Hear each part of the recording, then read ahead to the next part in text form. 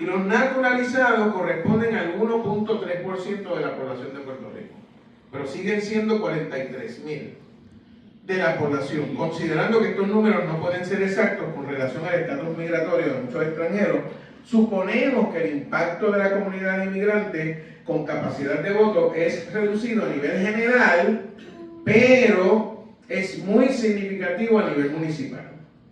Vamos a ver un ejemplo. En la pasada elección que se celebró en Puerto Rico de la República Dominicana, según los datos que vi, habían registrado 43.755 personas y habían participado, según los datos que vi, puedo estar equivocado, 6.000 personas. Los 43.755 es significativo porque coincide casi con los 43.000 de los naturalizados que tenemos según el censo. No van a ser los mismos tampoco, ¿verdad? Porque en ese registro pueden haber personas que no son ciudadanos, pero tienen derecho a votar en la República Dominicana. Los 43.755 que estaban inscritos pueden incluir extranjeros ciudadanos, residentes e incluso personas indocumentadas. Podemos concluir que de los 43.755 de personas de ascendencia dominicana inscritos para votar en las elecciones dominicanas representan casi el 50% de los extranjeros presentes en Puerto Rico. Ese número solamente no es que son los dominicanos los que están ahí representados, ¿verdad? Porque obviamente sabemos que la población es mucho más grande, ¿verdad? Y hay unos números, por ejemplo, que nos dicen que de los extranjeros que hay en Puerto Rico, el 91% son latinoamericanos y de ese 91%, 90% son dominicanos. Por lo tanto, la presencia es mucho más grande. Las comunidades de migrantes son de todo menos uniformes. Este dato es importante porque nos ayuda a comprender que no se trata de cuáles son los intereses de la comunidad, que las comunidades de migrantes no son monotemáticas. Esto es uno de los errores que cometen los medios de comunicación. Los medios de comunicación tienden a mirar a la comunidad dominicana y dicen todos quieren lo mismo, todos tienen las mismas necesidades, todos tienen las mismas preocupaciones, y las preocupaciones son diversas. Y las preocupaciones, incluso entre la comunidad dominicana, las necesidades y las preocupaciones van a ser bien diferentes. Van a tener diferentes afiliaciones, diferentes preocupaciones, diferentes necesidades, y los partidos políticos van a tener que responder a esa diversidad de necesidades. Y vamos a ver algunos números para ver eso más concretamente. Contrario a la manera en que los medios de comunicación tratan de presentar, se trata de comunidades con una gran diversidad de opiniones, intereses, preocupaciones, lealtades y compromisos. Por eso es, por lo que afirmo, que no podemos reducir la discusión sobre el voto extranjero a los candidatos que apoyarían, pues no se trata de grupos compactos, sin debates ni diversidad. Veamos algunos ejemplos del censo sobre las comunidades de inmigrantes o extranjeros en Puerto Rico. El 91% de los extranjeros residentes con estatus de residencia o indocumentados, según el censo, de nuevo, que viven en Puerto Rico, vienen de América Latina. Ahí no tenemos gran conflicto. Otros continentes de origen son Europa, un 4%, Asia, un 3%, y África, un 0.4%. Pero el 90%, más del 90%, vienen de América Latina, y sabemos que de ese 90%, la gran mayoría, superlativamente hablando, son de origen dominicano. Las comunidades migrantes están compuestas por un 46% de varones y un 54% de mujeres. Por eso cuando yo le decía a doña Mary ahorita, digo, pero aquí mandan las mujeres, porque son más. Son más normalmente, son más también en la comunidad puertorriqueña. El 52% más o menos de la población. En la abogacía también son más. Son más del 52% son las mujeres las que dominan la práctica de la abogacía. Una práctica que hace 20 años era casi exclusivamente de varones. La mayoría de los extranjeros que se reportan en el censo son mujeres. Esto implica unos intereses diferentes a los que se le atribuirían a los migrantes si los pensamos como un sector compuesto mayoritariamente de varones. Miren el problema que tenemos con la representación de la comunidad migrante y con la realidad de la comunidad migrante. La representación, de nuevo, en los medios de comunicación se lo imaginan como un hombre joven, trabajador en el área de la construcción. Eso es lo que se imaginan. Te va y pregunta, y la mayoría de la gente, cuando habla de comunidad dominicana, eso es lo que piensa. Los datos dicen que eso no es. De entrada ya sabemos que el 54% de esas comunidades son femeninas. La división por género tendría que suponer una forma diferente de enfrentar a dichas comunidades desde una perspectiva electoral. La media salarial de los varones migrantes en Puerto Rico es 29.133. La media salarial de las mujeres, que son más, es 22.170. Hay una brecha salarial inmensa. Claro, eso replica la brecha salarial que hay en la comunidad puertorriqueña. Y eso de nuevo confirma lo que dije al principio. Son comunidades que se comportan, que actúan, que viven realidades bien semejantes, aun cuando tienen una condición legal diferente, tienen condiciones bien semejantes a la comunidad que los rodea. Cuando dividimos a las comunidades por tiempo de presencia en Puerto Rico, vemos que los que entraron entre el 2000 y el 2009, la media de salario de los varones es de 27.267, entre el 2000 y el 2009. Y de las féminas es 20.708. La brecha salarial entre los migrantes varones y féminas en ese grupo, más jóvenes, es de $7,000, que corresponde aproximadamente al 24% de diferencia. 24% es la brecha salarial. 24%. Esta es una brecha significativa que coloca en diferentes lugares a los miembros de las comunidades, tanto por su edad como por su género, en sus intereses y preocupaciones. Esto de nuevo reafirma lo que dije al principio de la conferencia. La comunidad inmigrante, la comunidad extranjera, no es un grupo monolítico. La comunidad extranjera tiene diferentes necesidades y ya el dato de que el 54% son mujeres, pero tiene una brecha salarial en relación con los varones del 14%, del 24%, perdón. Hablamos que ese grupo que es mayoritariamente femenino va a tener unas necesidades diferentes que los varones de esa misma comunidad, aunque vivan en la misma casa. Entre los migrantes que llegaron a Puerto Rico antes del 2000, la media de las mujeres es de 24.300. Las que llegaron después, su media es 20.000. Hay una un poco más alto, los ingresos de ese grupo, claro, porque lleva más tiempo, está más establecido, etcétera, etcétera. Y los varones es 30.875. Como quiera, la brecha entre los varones y las féminas en ese grupo es del 26%. Es más grande. Aunque tienen mayores ingresos, los que llegaron antes, la diferencia salarial entre los hombres y las mujeres de los que llegaron antes es mayor que la diferencia salarial entre los hombres y las mujeres de los que llegaron después, de los que son más jóvenes. Y eso es significativo también. ¿Qué significa? La brecha salarial en este grupo, porque la condición absoluta en cuanto a ingresos es mejor para las comunidades que llevan más tiempo, pero la brecha salarial entre varones y féminas es mayor entre esos grupos en este sector de la población. Las divisiones por edad también son significativas. Ya vimos por género.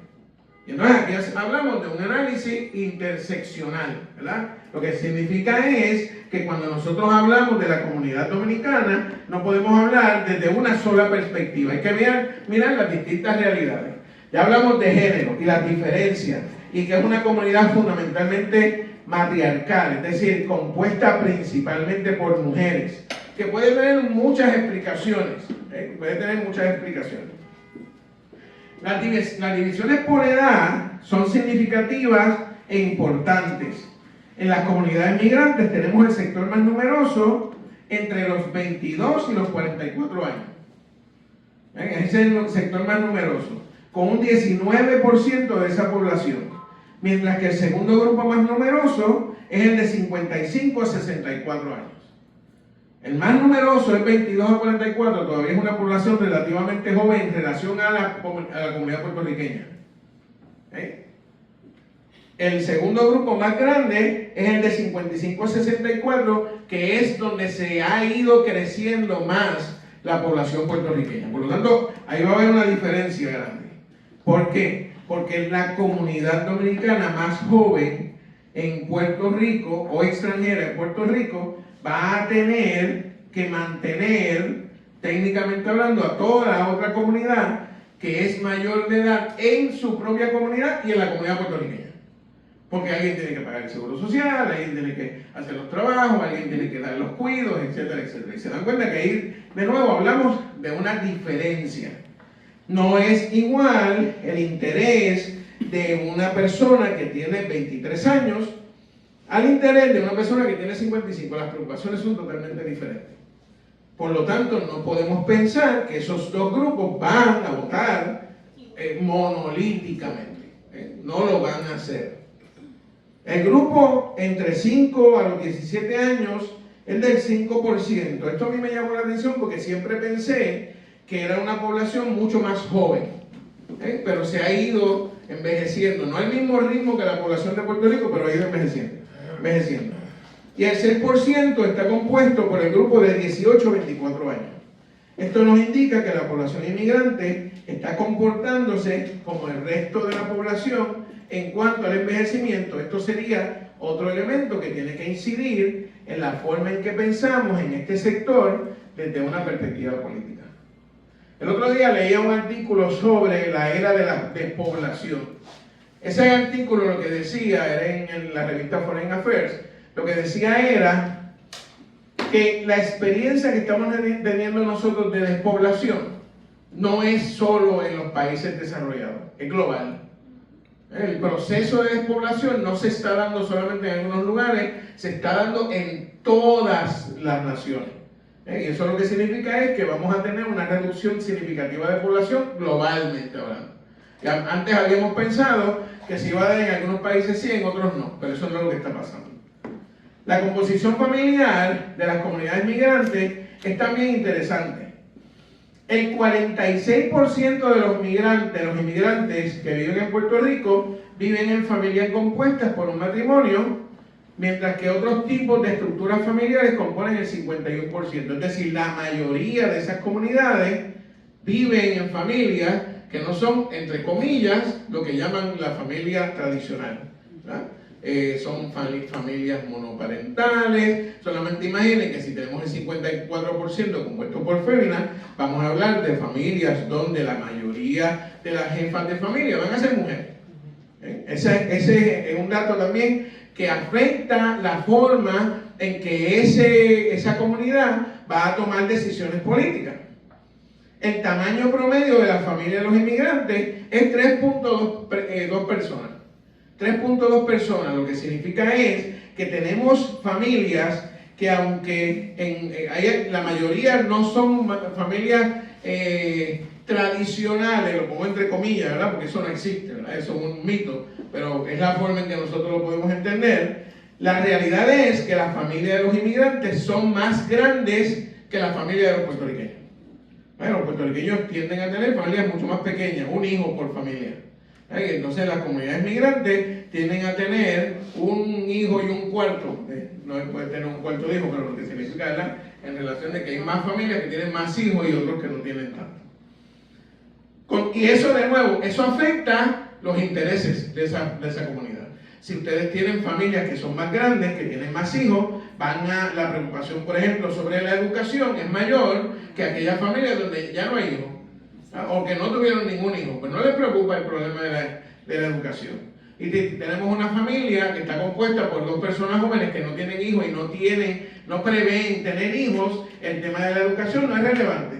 Pero si tienes una familia que está compuesta por una sola mujer y tiene 3 hijos, el tema de la educación y de qué pasa después, ¿qué pasa después del proceso educativo? Claro que va a ser importante. ¿Por qué? Porque ella va a tener que ir a trabajar y mientras está trabajando en algún sitio tiene que dejar a los muchachos y los muchachos en las escuelas por alguna razón los sueltan a las 2 de la tarde.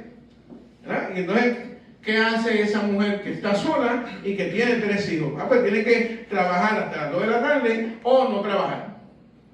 Sus intereses políticos van a ser diferentes que las de otras familias que no tienen ese problema. Porque a lo mejor están en una institución privada donde los hijos tienen cuidado extendido hasta las 6 de la tarde. Claro, les cuesta $400 cada muchacho. Esta mujer sola, con 3 muchachos, no tiene para pagar los 4. No es que no quiera, si los tuviera los pagaba, pero no tiene. Por lo tanto, sus intereses políticos son diferentes a los intereses de los otros sectores, dentro de su propia comunidad.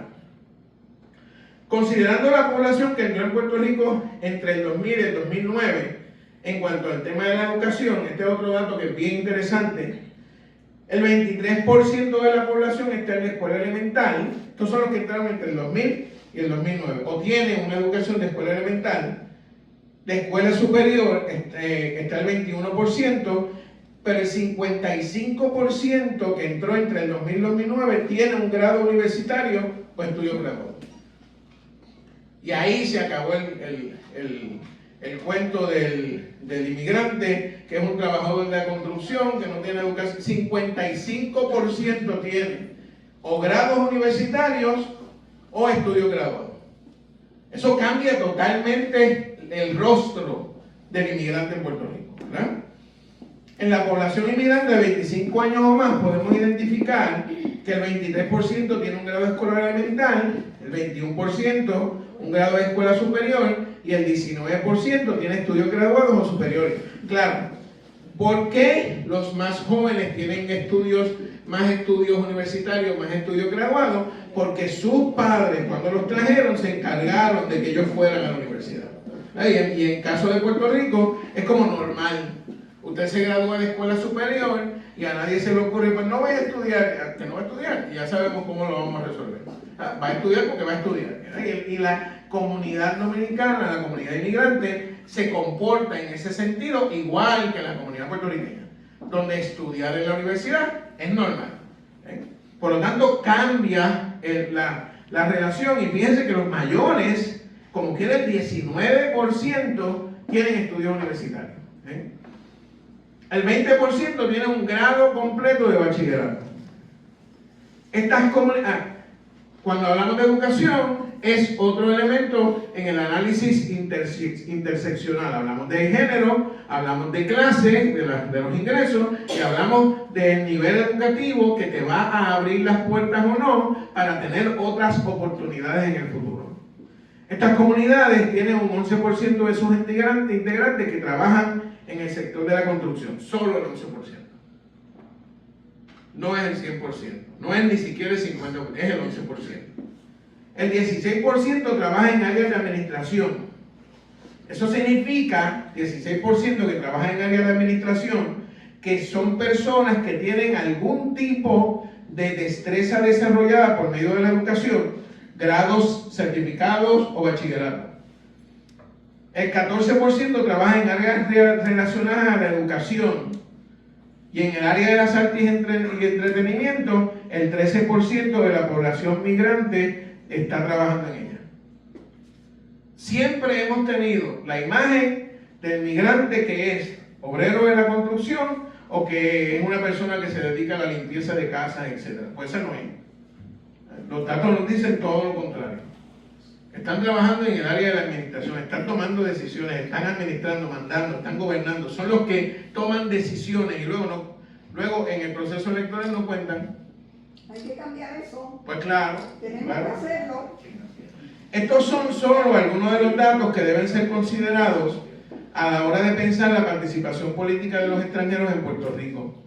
No son comunidades compactas que siguen unos mismos intereses, que confrontan los mismos problemas, que tienen las mismas preocupaciones.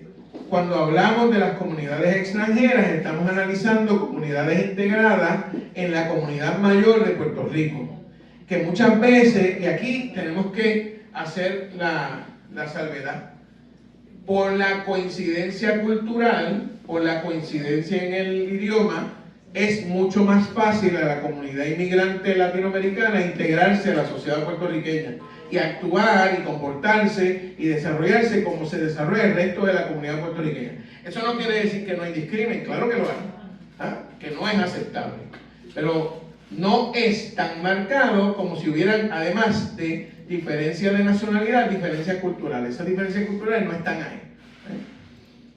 Cuando hablamos de esas comunidades, estamos analizando comunidades integradas en la comunidad mayor de Puerto Rico, que muchas veces comparten más preocupaciones con otros sectores de la comunidad en general, por razón de género o por razón de clase social, que con otros integrantes de sus propias comunidades migrantes.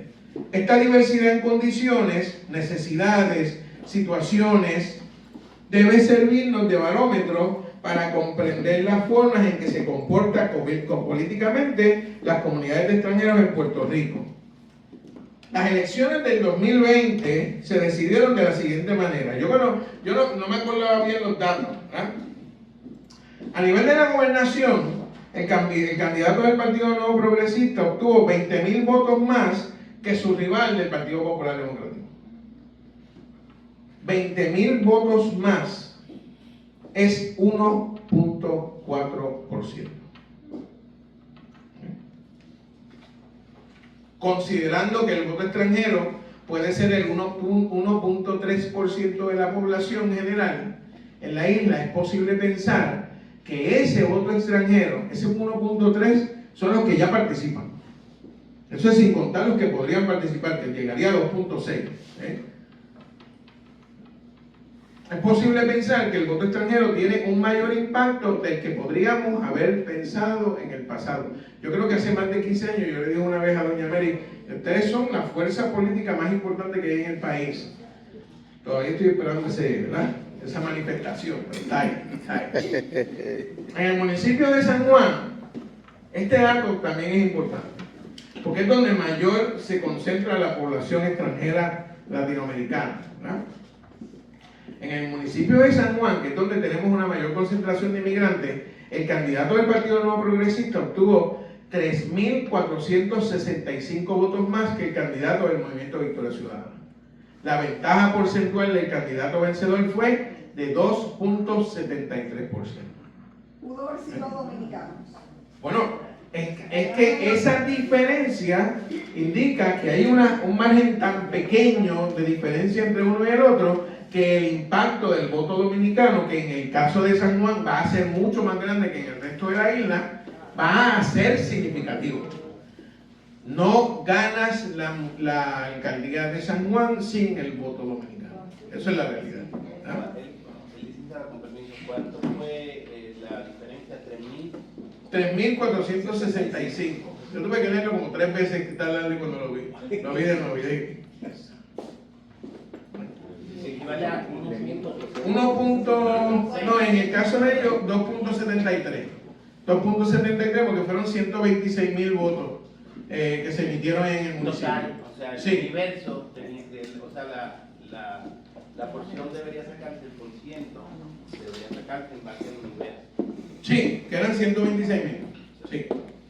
Si la representatividad de la población de San Juan en relación al resto de la isla es 9.87%, considerando que 126,845 votos totales emitidos en San Juan en relación con 1.284.630 que fueron los que se emitieron en toda la isla, equivale al 9.8%, podríamos decir que el total porcentual de extranjeros en San Juan equivalen a más de 5,000 votantes. 5,000 votantes, no inmigrantes presentes en San Juan, 5,000 votantes.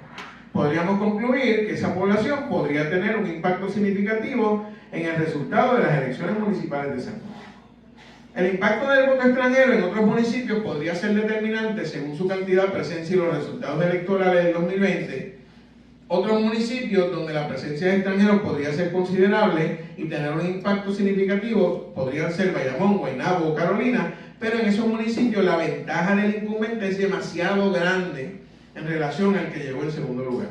En el caso de Bayamón fue como 80%, 19%. O sea, una cosa que no hay manera, ¿verdad?, de que hubiera una incidencia grande en esa decisión. En Guaynabo la diferencia era como 25% también, y en Carolina era más del 30% la diferencia, ¿verdad? Sin embargo, donde sí es determinante es en el municipio de San Juan, que es el más grande que es el más importante, aunque ¿verdad? Hay gente que no le gusta que diga eso, pero es el más importante y es el que donde está la mayor cantidad de inmigrantes presentes. Las oportunidades de que los extranjeros no ciudadanos puedan votar en las elecciones de distintas jurisdicciones son las siguientes. Los residentes pueden votar en algunas elecciones estatales y locales. Aquí hablamos de residentes permanentes que podrían votar. En el caso de Nueva York, esa es la jurisdicción más grande que lo permite que voten en las elecciones locales para elegir alcaldes, etcétera, etcétera. No a nivel de estatal, pero sí pueden votar a nivel de los municipios, de los counties. También se permiten 14 jurisdicciones pequeñas en el estado de Maryland, 11 de las cuales están muy cerca de Washington, D.C. Recientemente Washington, D.C. aprobó una legislación donde permite que los residentes permanentes voten en las elecciones locales también, y también en el municipio de Vermont. En San Francisco pasa lo mismo. En Chicago por primero se prohibió.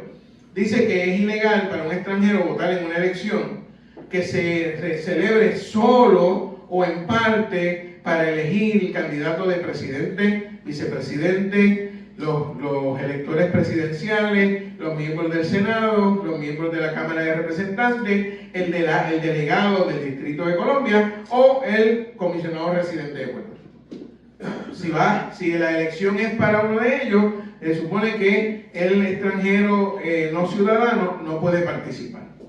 Desde el 2022 se permite a los ciudadanos de algunos lugares, como mencioné, Vermont, etcétera, etcétera, votar, y Washington D.C. en el 2023 aprobó una legislación parecida.